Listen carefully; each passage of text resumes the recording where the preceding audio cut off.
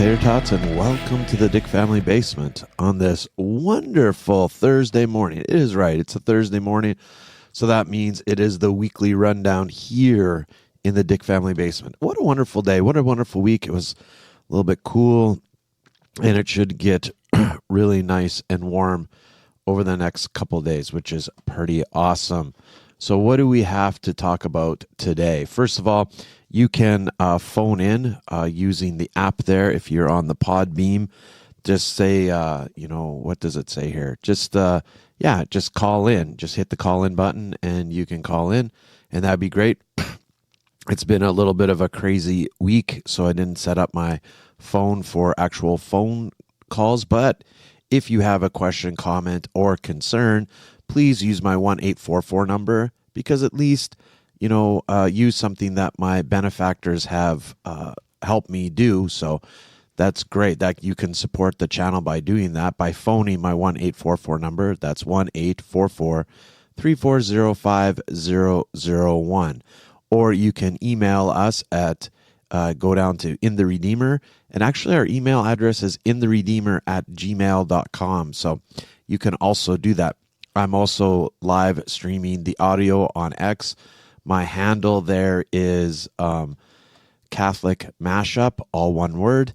And you can follow me there. So that is pretty awesome. So here is the lowdown on the sports end of this podcast here at the Weekly Rundown.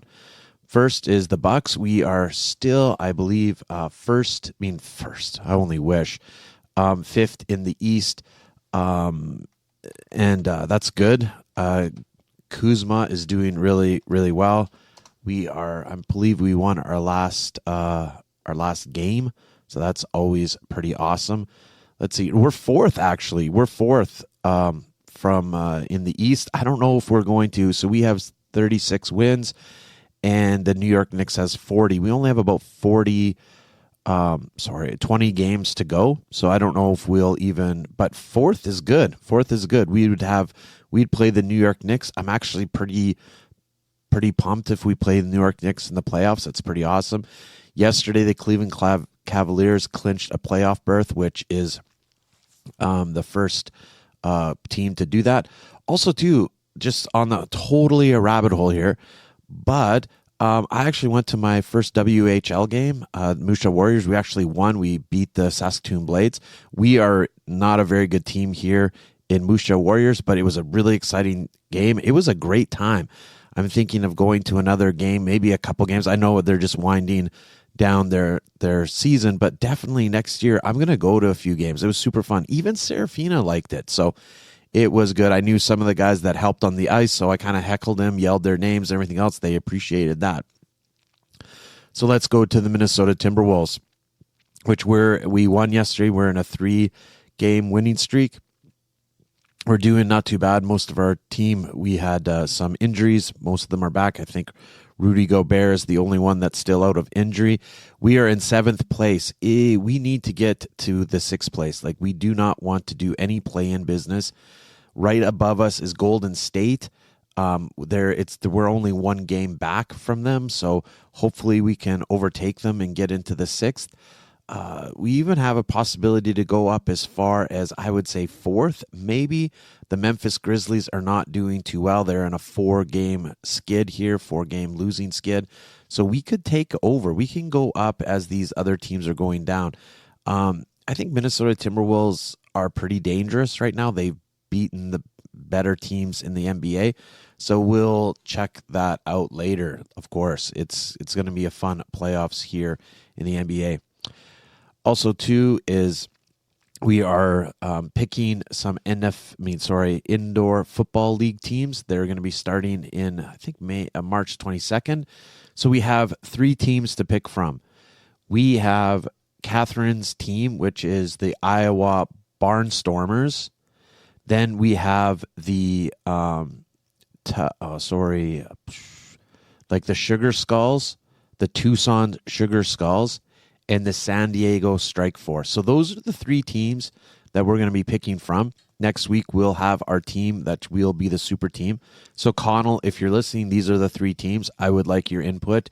It's the Ottawa Barnstormers, San Diego Strike Force, or the Tucson Sugar Skulls.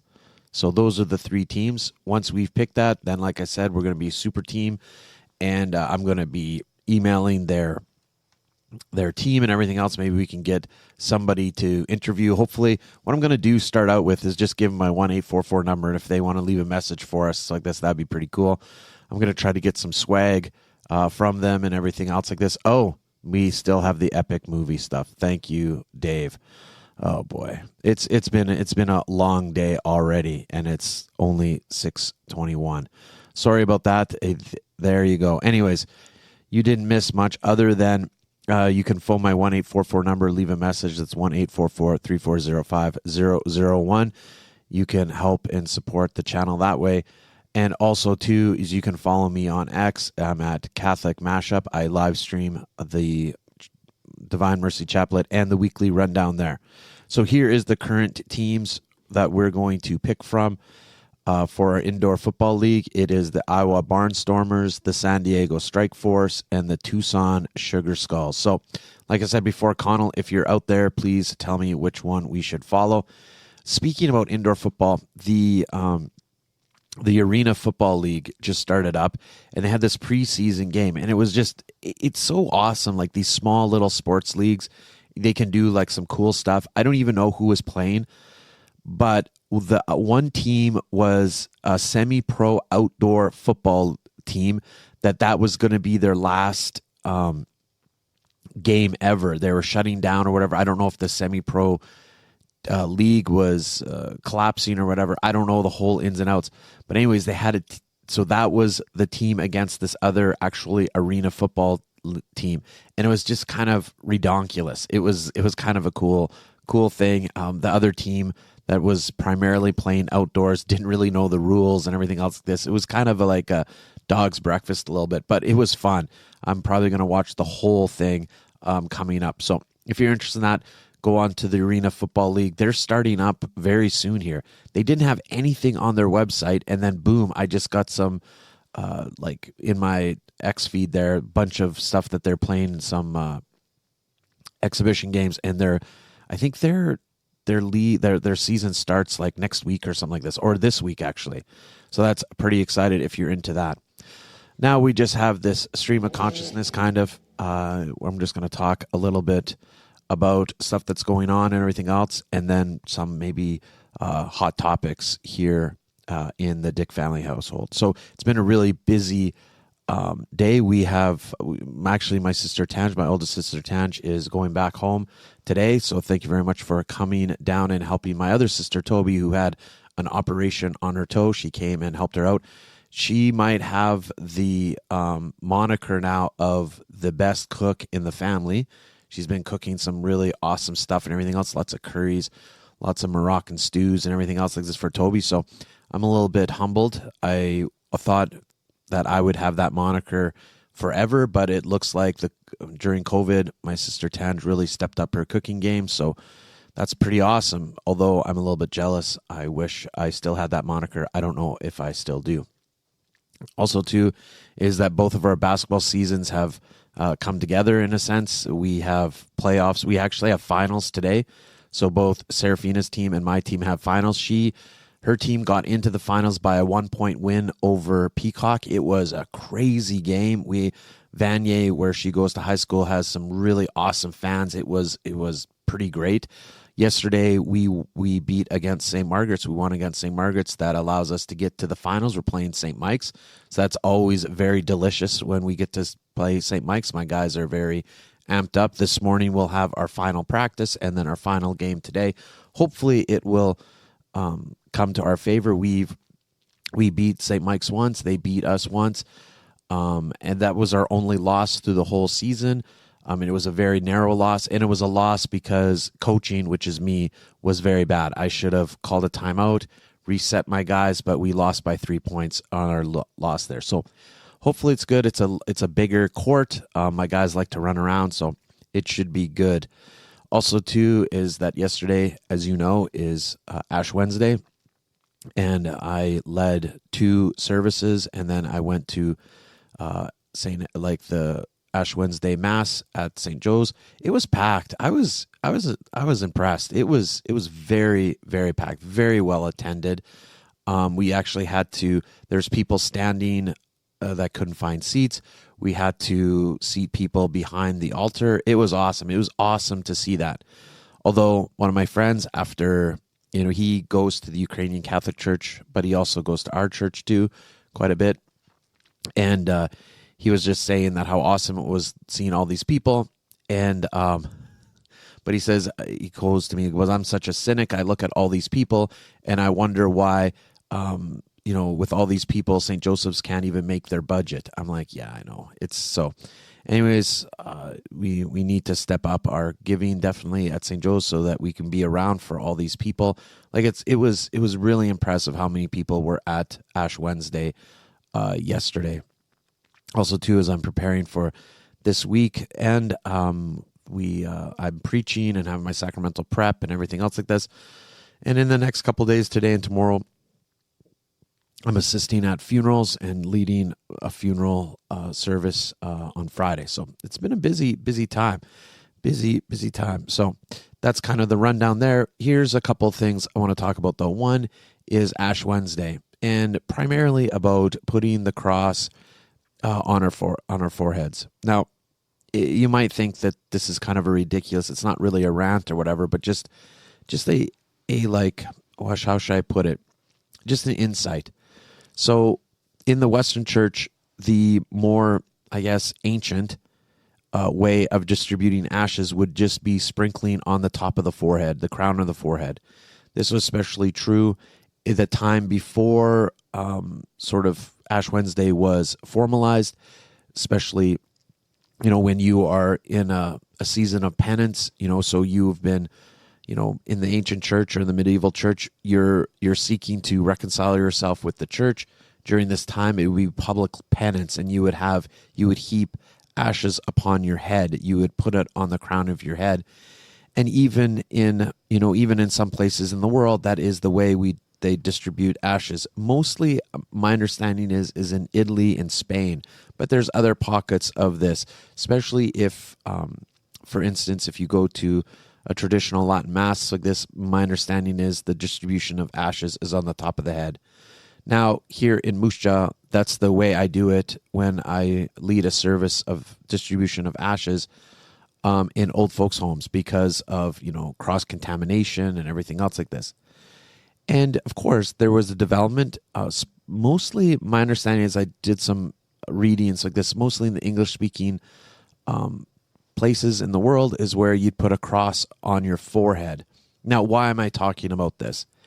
It seems odd that Ash Wednesday's gospel was basically having your piety private, in a sense, like to do things that only the God the Father knows.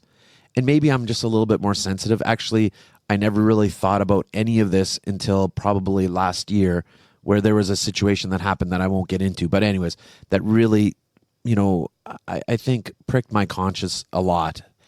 And I'm always concerned about this idea of making our faith so external that it almost is like we're role-playing our faith.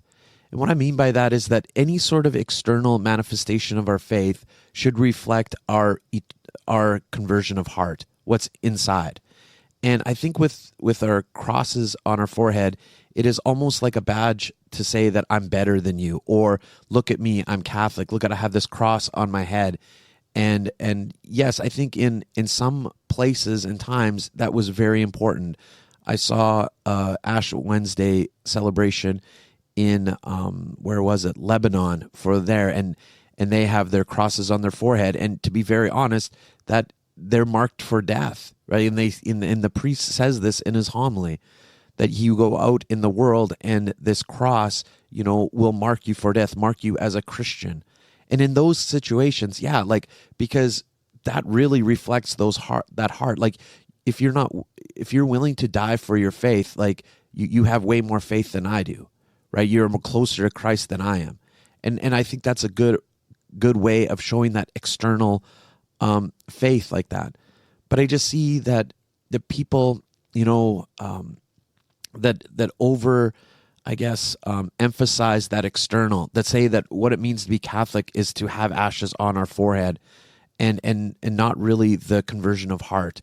This is what Lent is all about, is this conversion of heart. And I know for all my faithful listeners, you get this, you understand that. But it is sometimes sad where I go on the internet or whatever, and it's this sort of, like I said, almost like role playing a Catholic, like taking selfies of your cross and saying, Lent starts and everything else like this. And I think maybe if to get a insight that's not negative, is that maybe these people want to encourage other people to come into the faith, right? Maybe that's what the heart of it matter is, try to uplift everyone.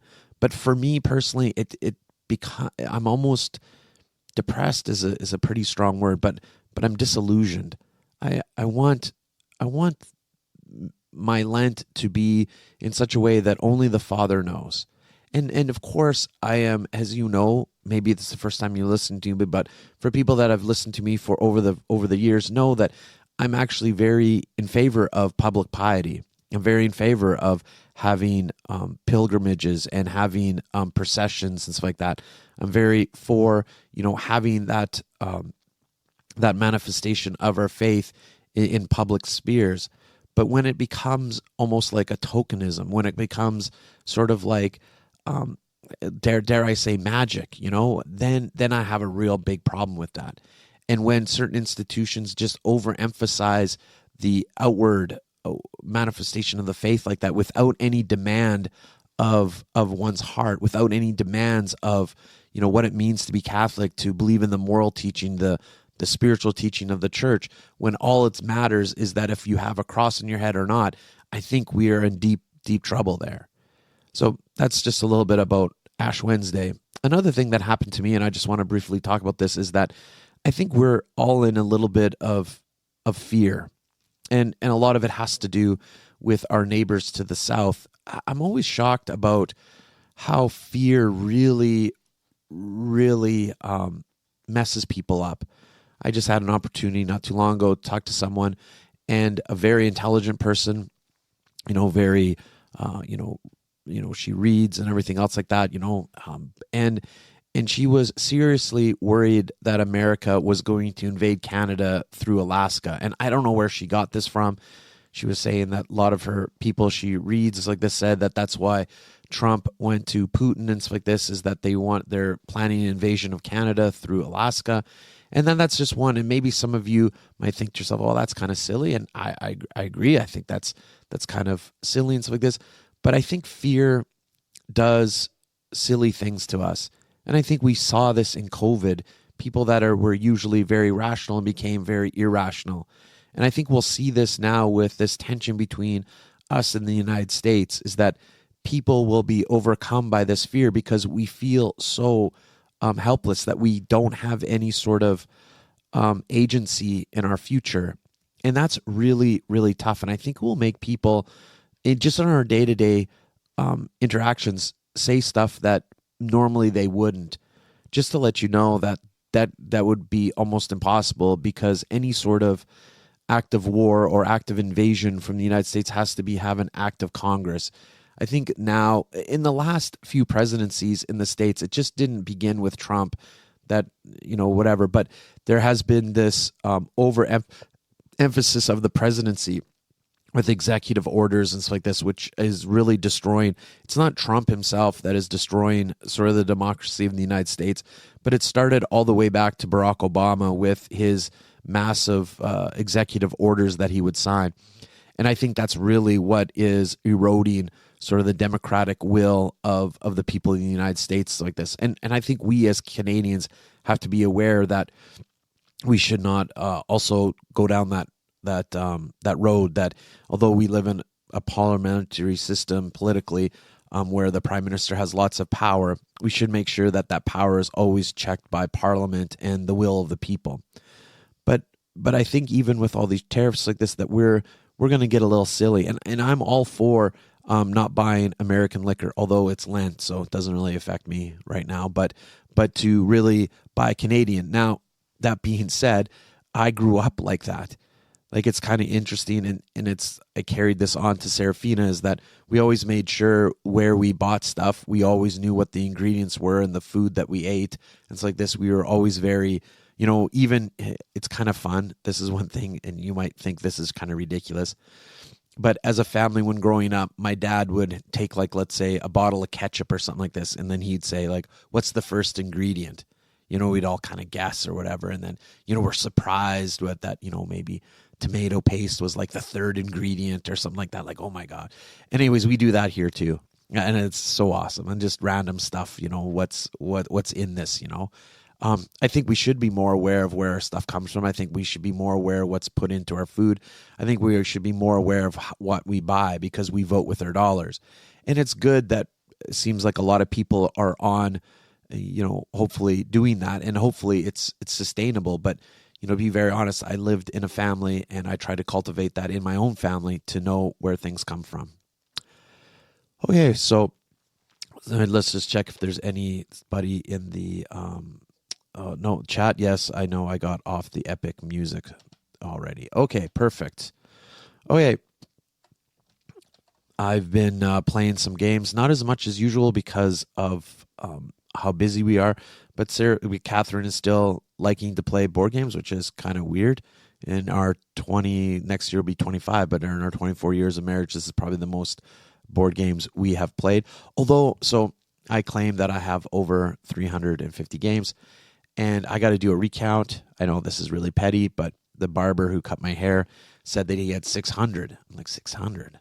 Okay, I got to recount mine. So maybe I'm up there. And Catherine, which she is such a good wife, she doesn't care at all about this, but she said to me, well, it matters how he's counting that. Does he count the expansion as separate games? Because I know you don't. I'm like, good point. Anyways, I've been reading, so Lent has begun, obviously, so I've been reading a little bit more. I know it's only second day of Lent, but anyways, yesterday we didn't watch any TV, so I'm reading. So I'm reading this End World number 11, Liberty Run.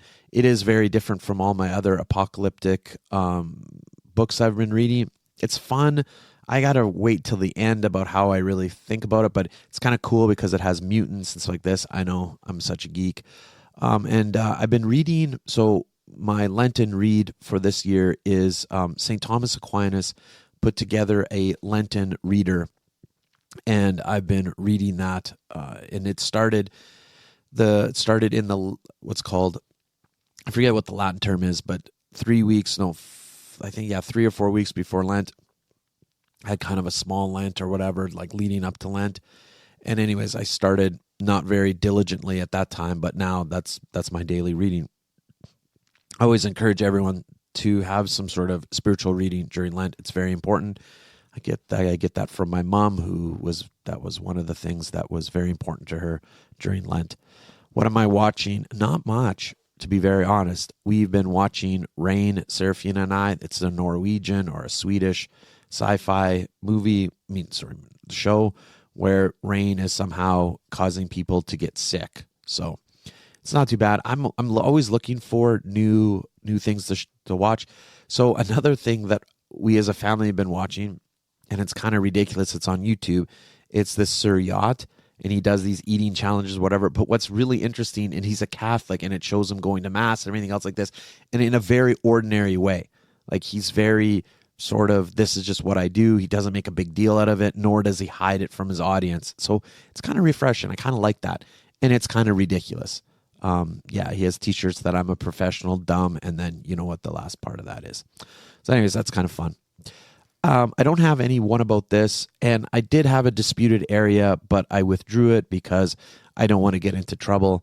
Maybe I'll have the same this disputed area in a few months where there's some distance between this incident and my disputed area. So I don't want to get anyone in trouble. More importantly, I do not want to get into trouble. Okay. So inconsequential hot takes. I haven't been to the movies to talk about nachos. So is nachos better than popcorn as a snack? I haven't done that. That's still on my radar. It's still on my notes. My inconsequential hot take is this. TVP is good. You might be asking, what is TVP? So we bust out TVP every Lent, right? Because there is times, especially Fridays and Ash Wednesday and other days during Lent, that you should not eat meat. There's days of abstinence. And so TVP is a trademark. It's called texturized vegetable protein. Yes, delicious. And when you look at it, it looks not good, okay? It's like kind of this beige color or whatever.